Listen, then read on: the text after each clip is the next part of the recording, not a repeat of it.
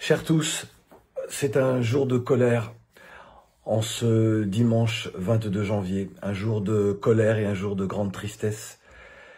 Martínez Zogo a été retrouvé mort, son corps dans un état de décomposition avancé, mais surtout ce que l'on a constaté, c'est qu'il a été atrocement torturé. Je vous laisse imaginer les derniers instants, les dernières heures de Martínez, le calvaire qu'il a dû subir, se voir mourir, et en face de lui, des bourreaux,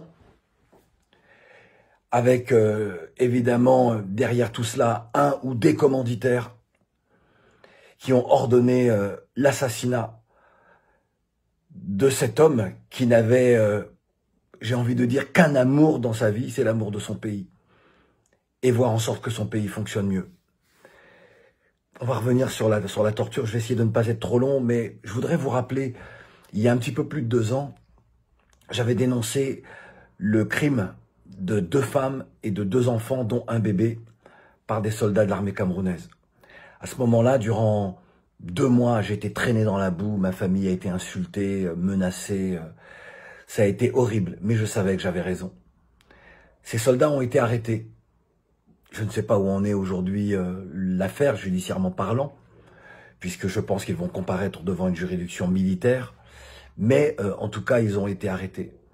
Et après, certains, les personnes un peu honnêtes, ont reconnu que j'avais raison. Pourquoi je vous rappelle cette histoire-là? Parce que nous sommes là en face d'une situation extrêmement grave.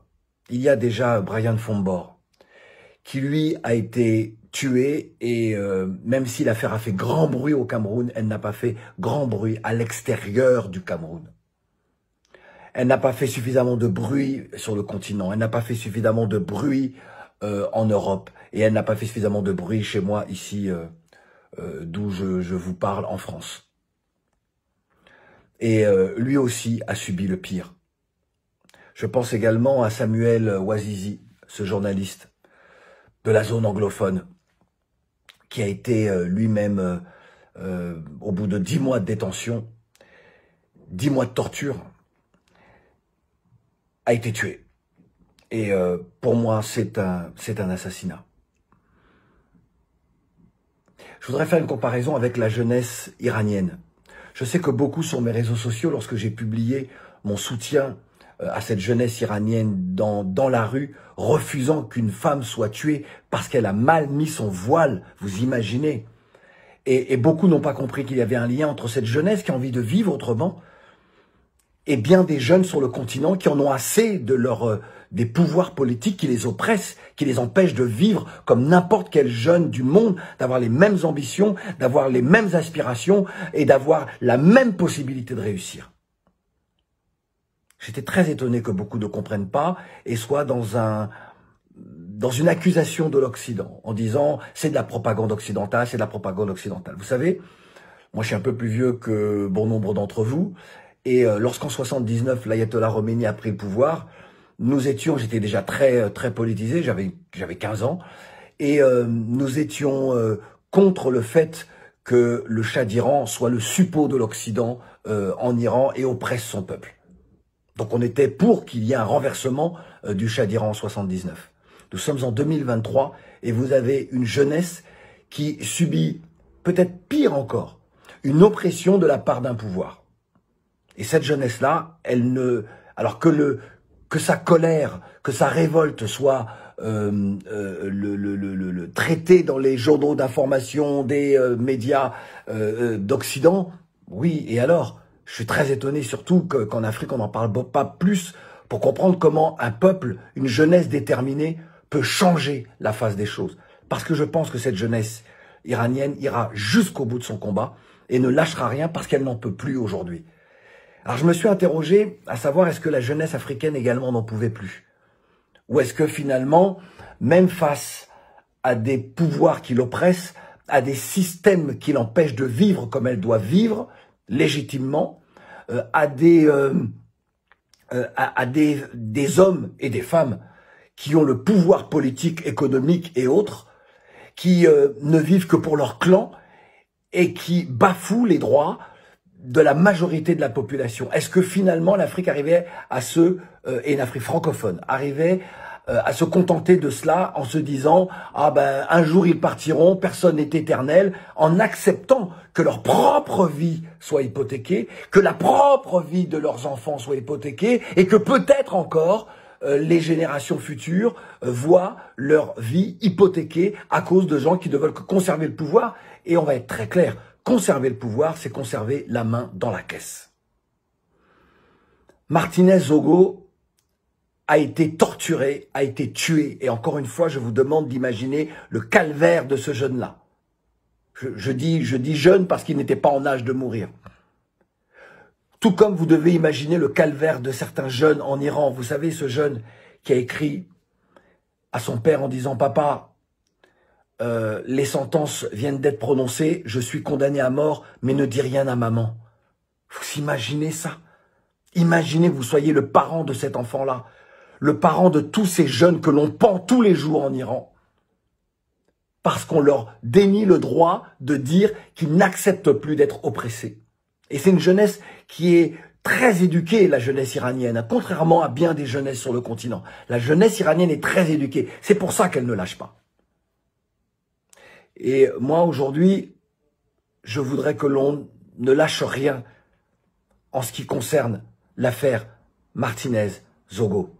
Que l'on ne lâche rien en pensant à Brian Fombor, qu'on ne lâche rien en pensant à Samuel Ouazizi, qu'on ne lâche rien en pensant à toutes les femmes et tous les hommes qui se sont retrouvés incarcérés injustement au Cameroun et ailleurs. Mais là, nous parlons du Cameroun.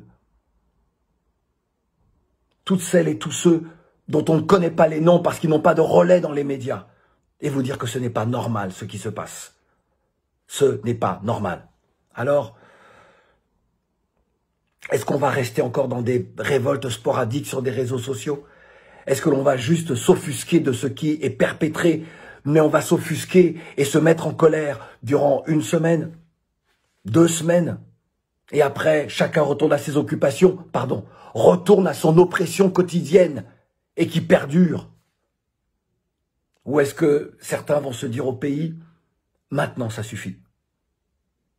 Maintenant ça suffit. C'est vous qui avez la réponse.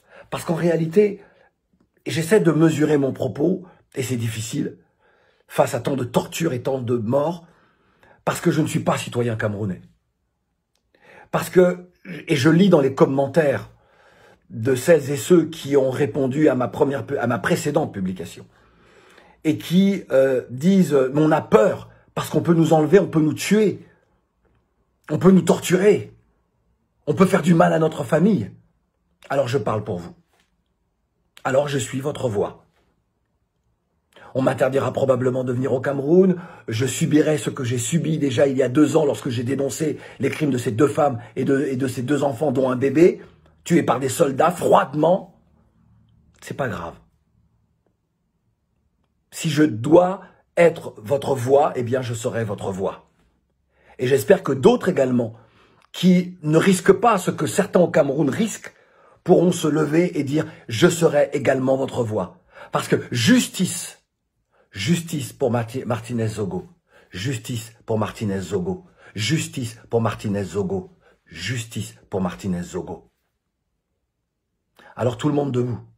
Mais c'est vous, peuple camerounais, qui déciderez de ce que vous souhaitez. Est-ce que cette mort de trop, va faire changer les choses? Va faire en sorte qu'au sein du pouvoir camerounais, certains diront « maintenant ça suffit ». Est-ce que vous allez accepter qu'il y ait une continuité dans cette façon de gouverner le Cameroun et les Camerounais? Mais si en réalité, les Camerounais sont heureux que les choses se déroulent comme ça dans le pays, et que peut-être ceux qui ont commandité, ou celui qui a commandité l'assassinat de Martinez Zogo, eh bien, puisse vivre en toute impunité. Et que finalement, tout est normal. Et comme le dit l'expression, le Cameroun, c'est le Cameroun. Cette expression-là doit être bannie de notre langage. Moi, je le dis pour vous. Et il est important que le Cameroun soit fort, tous pour un même but. Voilà notre force. Le Cameroun est un pays continent. Le Cameroun est un pays de talent. est un pays de femmes et d'hommes qui ont inspiré aux quatre coins du monde.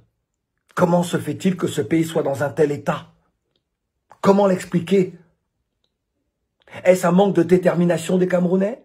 Est-ce un manque de relais à l'extérieur? Je suis votre relais. Voilà.